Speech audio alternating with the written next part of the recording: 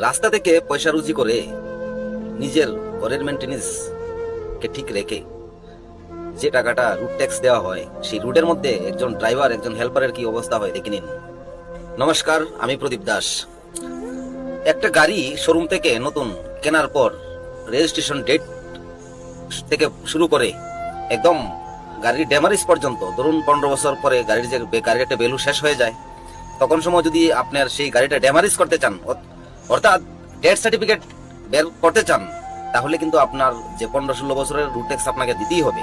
সেই রুট ট্যাক্সের টাকা যদি আপনি জমা না করেন গভর্নমেন্টের খাতায়, তা না হলে আপনাকে গাড়ির ডেথ সার্টিফিকেট দেওয়া হবে না।